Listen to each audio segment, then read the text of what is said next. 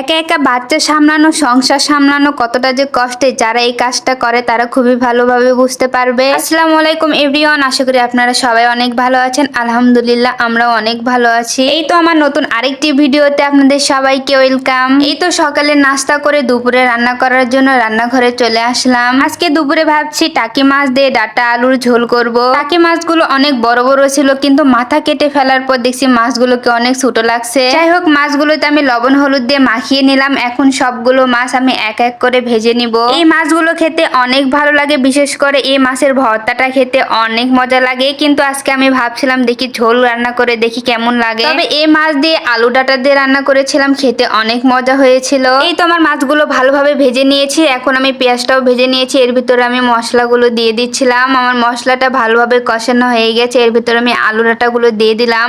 এখানে তরকারির পরিমাণটা অনেক বেশি দেখছেন। এখানে ডাটার চেয়ে আলু বেশি দেওয়া হয়েছে, কারণ আমার মেয়ের আলু অনেক পছন্দ। এই তরকারির ভিতর থেকে সে আলু বেছে বেছে খাবে। তরকারিতে ঝোল দিয়ে রান্নাঘর থেকে রুমে গিয়ে দেখি আমার মেয়ের কি অবস্থা। পাউডার দিয়ে সে পুরা শরীর মুখে লাগিয়ে ড্রেসিং টেবিলের সামনে দাঁড়িয়ে আছে। পাউডার সে নিজে শুধু লাগায়নি, ড্রেসিং টেবিলটাকে লাগিয়ে দিয়েছে। এই দেখুন আমার ড্রেসিং টেবিলের সামনে পুরাটা একদম পাউডার দিয়ে লেপে দিয়েছে। একটু চোখের আড়াল হলেই তার দুষ্টমি বেড়ে যায়। এখন তো সে পুরোপুরি হাঁটতে পারে। হাঁটতে হাঁটতে এখান থেকে ওখানে চলে যায়। র্যাকের কাপড় তো আমার কোনোটাই গোছানো রাখে না। আমি যদি গুছিয়ে রাখি সে আবার সবগুলো নামাবে। এখন তার সারাদিনের কাজ একটাই, যেগুলো আমি গুছিয়ে রাখি সেগুলো সে আওলা ঝাওলা করা, এটাই তার কাজ। তাকে তো আবার কিছু বলাও যায় না, তার হাত থেকে কিছু কেড়ে নেওয়াও যায় না। যদি কোনোভাবে তার হাত থেকে কিছু কেড়ে নেওয়া হয় তাহলে আর যাবে কোথায়। তার কান্নাকাটি এমন কান্নাকাটি করে 2 ঘন্টার নিচে সে কান্না থামাবেই না। তাকে তো পরে আমার হাত পা ধরে তার কান্না থামাতে হয়। যাই হোক, আপনারা সবাই আমার মেয়ের জন্য দোয়া করবেন।